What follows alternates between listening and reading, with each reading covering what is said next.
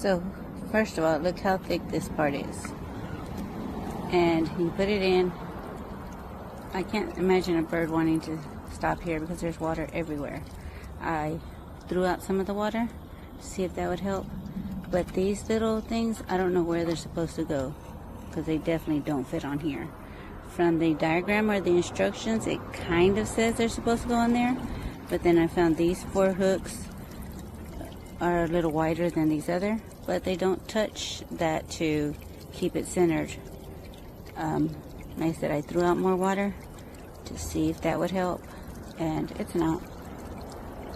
This water's too aggressive. I changed out heads because it does give you an option of different heads, but I think this is definitely going back.